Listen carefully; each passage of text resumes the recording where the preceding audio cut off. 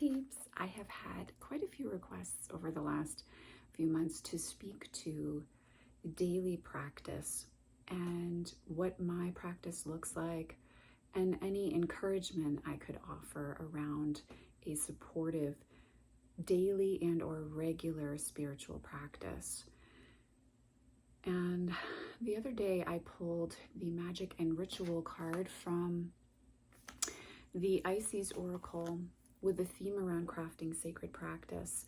And I have really found through my own current time of transition the importance of being connected to my daily practice. And so I wanted to speak to that today. It felt appropriate. And I'm going to include this in the It's Witchcraft series because, as I said, so many people did request that I speak to this. So I want to talk about, first and foremost, why we might want to be drawn to a daily practice, why we might want to engage in daily practice. And so I am going to read from the Isis Oracle Guidebook by Alana Fairchild. She says here on page 103, this oracle is guidance that you do have great power and wisdom within you, but you need to provide channels for it to flow and be active and empowered in your physical life. Sacred practice is such a channel. So as I was reflecting on that, I really felt the profound truth of that daily practice gives us an opportunity to really connect into the power and wisdom that dwells within us. And also how we experience that through our connection with deity or guides, and through that connection to our sacred tools in the daily practice. So for instance, for many of us, those of you who are drawn to be connected to this channel and community, that would include your tarot and oracle decks, journal practice. So I wanted to speak first and foremost to why I find my daily practice so impactful.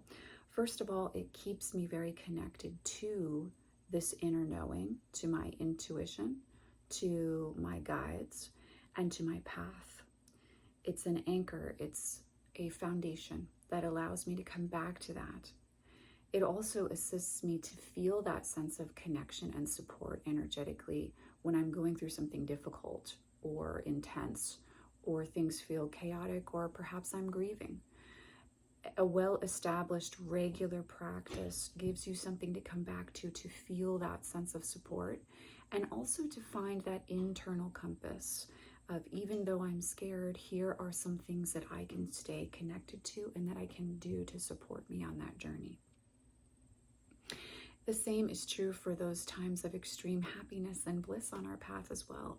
A regular daily practice can help us to be seated and grounded in fully enjoying and experiencing that sense of expansion and presence on our path and journey as well.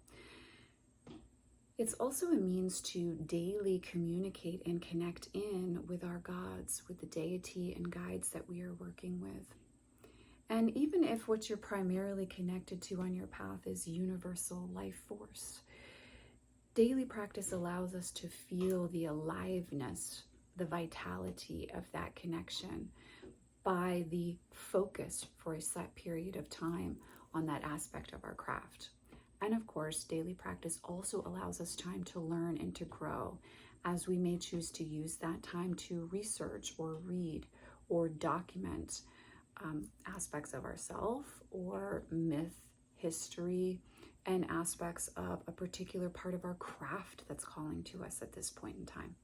So there's so many reasons why this daily practice can really help us anchor in to a conscious sense of connection, and also to the aliveness and vitality of our path, so that it's not just something we're tapping into once a month during a Sabbath or an aspect of the moon cycle we particularly feel called to, but so that we've really built that support system, that again, vitality within the craft, to feel it as something living and breathing that we are co-creating with the energetic beings that are walking with us on our journey, or again, even that source perspective.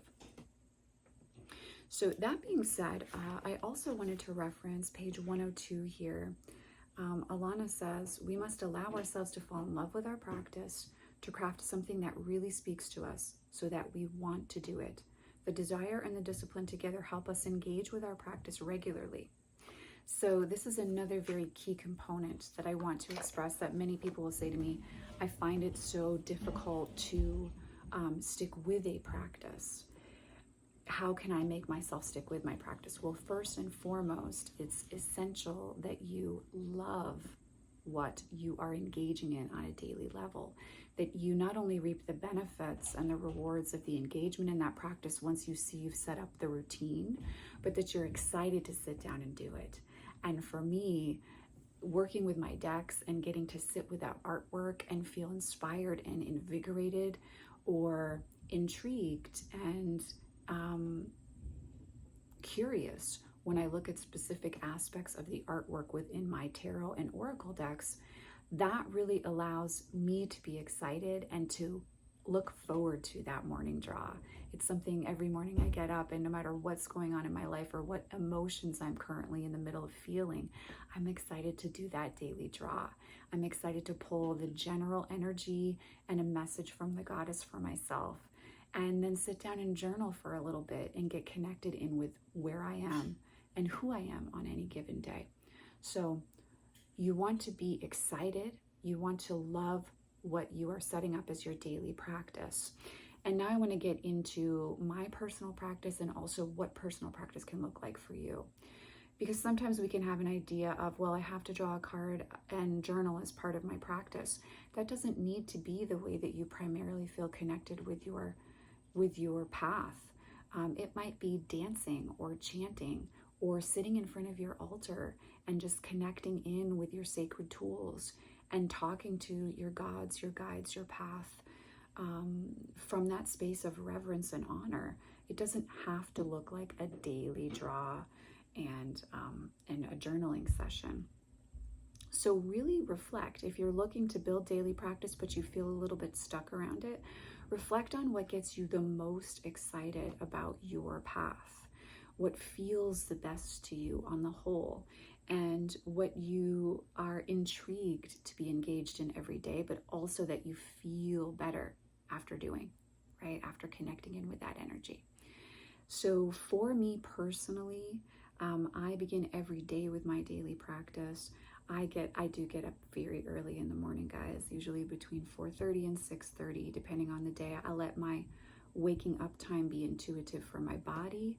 And then the first thing that I usually do is my daily draw. And my daily draw for me consists of one tarot card pull for the general energy of the day. I may pull an additional clarifier of advice for interacting with the energy. And then I pull from an oracle deck a message from the primary face of deity that I'm walking with at that point in time. So for instance, now it is the Isis oracle because I am working very closely with Isis, with Lilith, the Morrigan, and Hecate right now. So I'll pull that message from the goddess, which lets me feel tapped into my own spiritual journey and evolution and the messages of support that my deity have for me for the day. And then I will typically have a cup of tea. When I'm in a different situation, I usually brew my tea before my daily draw, but that I allow to shift wherever I might be. And then I will have a cup of tea and I will put some makeup on because that's part of my glamour magic routine. And that's usually very intuitive based on what I might be processing through the daily draws or how I'm feeling. So I'll put some makeup on and then I have a nice journaling session. At times over the years, I've done tarot draw and journal, then begin my morning routine, but this is just what's working for me right now.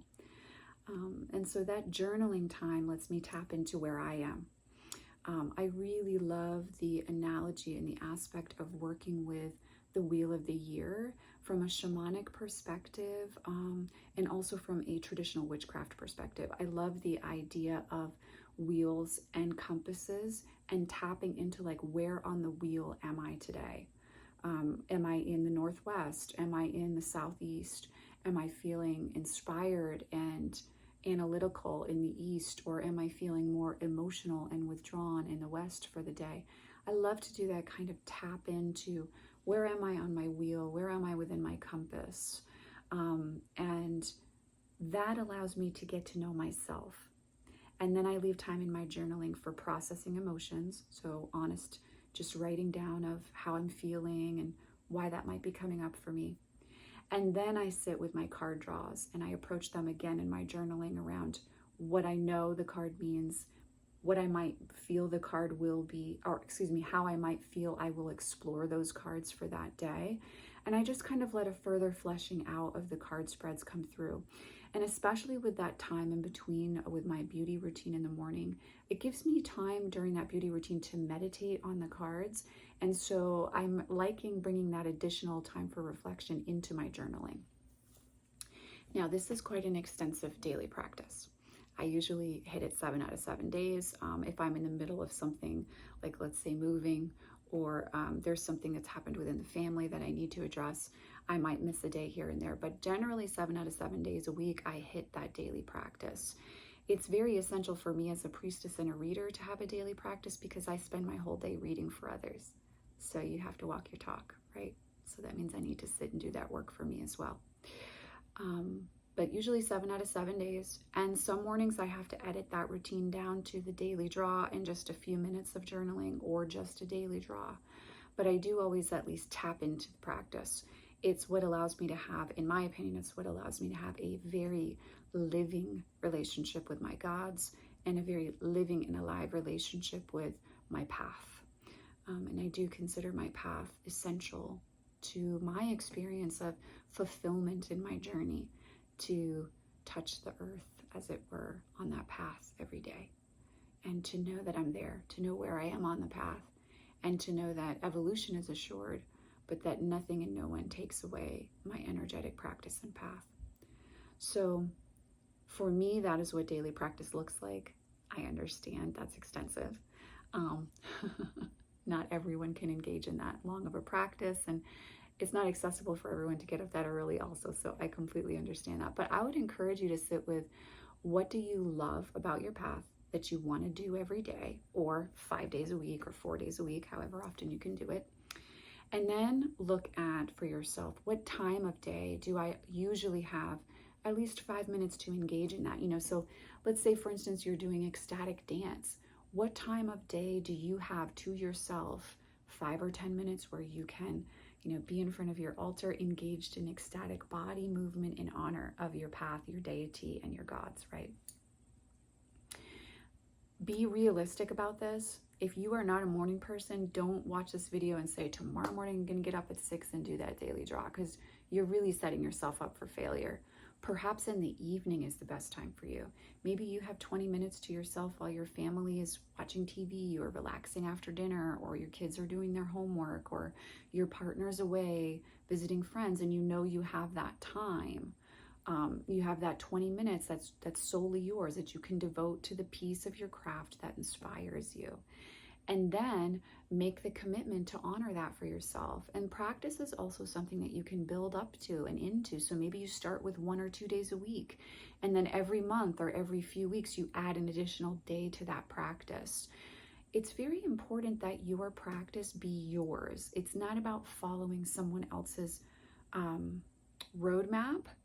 We can be inspired by others' roadmaps, right? Like, I'm super inspired by, I've spoken with a few clients who are engaging in ecstatic dance as part of their daily practice, and I'm so intrigued by that. It might be something I try on for myself as well.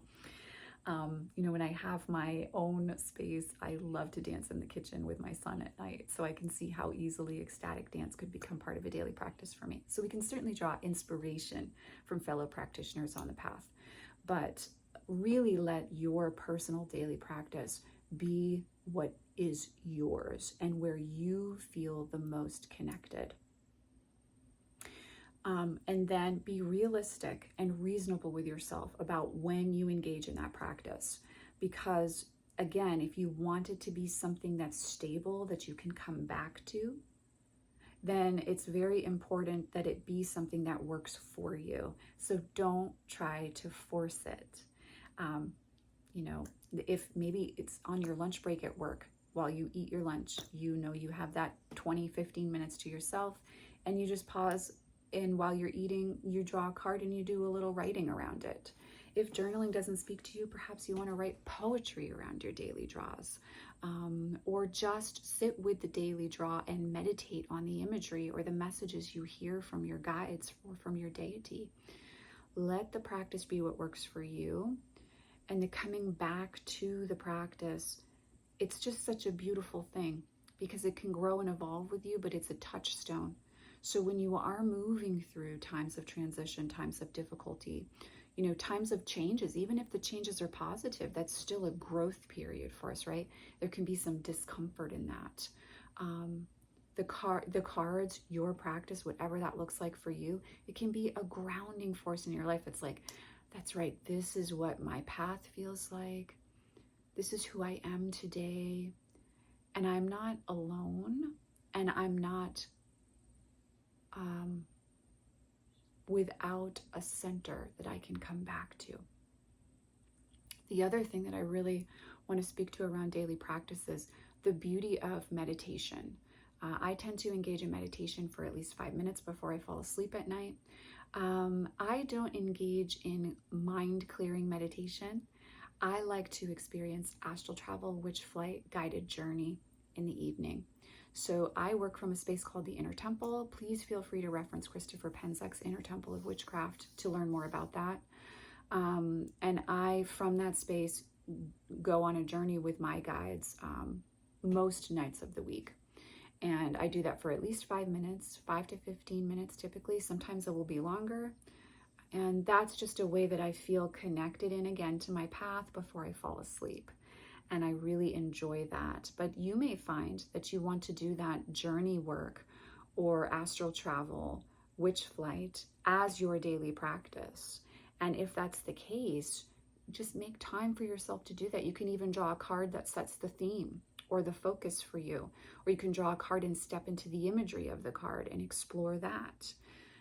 These things all build a living, breathing practice that grows with you instead of something that you just touch every once in a while and you want to devote more time and energy to, but you're not sure how to. The last thing I want to speak to is the power of journaling. And if you don't like to write, you may find that speaking, having a journal that's vocalized, is something that works for you. But I've really found the power of journaling helps me to remember what comes through in my daily practice, helps me to remember card meanings. It helps me to remember how those card meanings are evolving and growing over time. It helps me to remember journeys that I've had with guides and deity. And what I find key for myself is it also helps me to understand my emotional terrain on any given day and to get to know myself. I talk a lot in my work about the Daughter of Grails within the Tarot of Vampires, the Page of Cups, coming to know who she is, and the importance of spending time with ourselves in order to know ourselves. Journaling is a way to do that. That kind of kills a lot of birds with one stone, as the saying goes. And it really is going to allow you to be spending time with yourself. Not spending time with yourself scrolling on your phone. That's not spending time with yourself. But to really be spending time with yourself to get to know yourself. Journaling is a lovely way to do that because you're putting your thoughts, your feelings, your experience down on paper.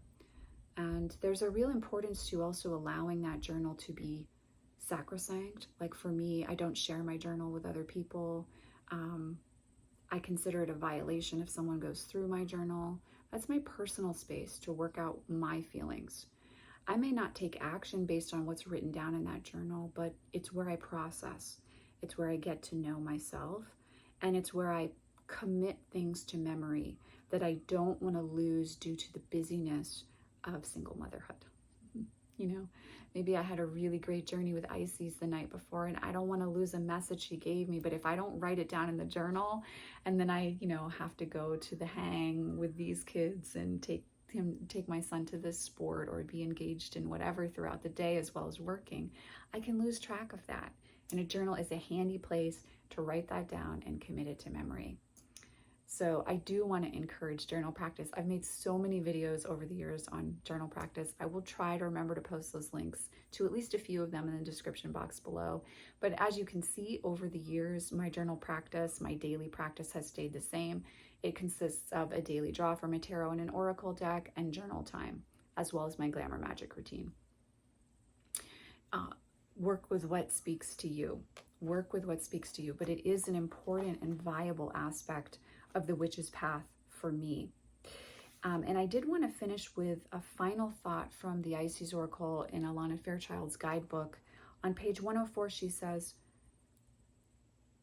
as long as your practice includes invocation or prayer to divine forces of unconditional love, provides a structure through which divine energy can flow, and it feels natural and right for you, then it will work for you. So it's really just about tapping into that sacredness of source, feeling it within you, feeling the dance of that energy, and then moving through the practice. That's what it's about. So the practice itself can be whatever you are drawn to, but let it be tapped into the reverence of your practice and craft. You're going to find that you're feeling very connected to your path and your guides and your deity, and that getting messages from them and understanding the messages becomes much easier than when you're very rarely tapping into that conduit, unless you're moving through trauma or a time of fear or grief or loss and you don't know what to do. Those moments when we need that the most, if we've already built the container for it through practice, it's much easier to access than when we're coming from a state of anxiety and fear and we feel like we're flailing around. If we've already set up the practice, we're very well served in those times. And then in daily life, we can feel very connected to our intuition and to communication with other energies that support us on our path and journey. And for those of us who identify as witches following the left-hand path, really letting the gnosis of the path be personal, daily practice assists you in doing that, especially when you're connected with it in a way that really speaks to your passion, to your fire, to your truth, to your convictions, and also that speaks to you from a creative inspiration perspective as well. So I hope if you were wondering about daily practice, if you've asked me about it, if you want to step into it but you're not sure how to, this video makes that more accessible. As always, my dears, it is such an honor and a joy to connect with you in this way in community. I am sending you oceans of love, and I will, of course, see you in the next video.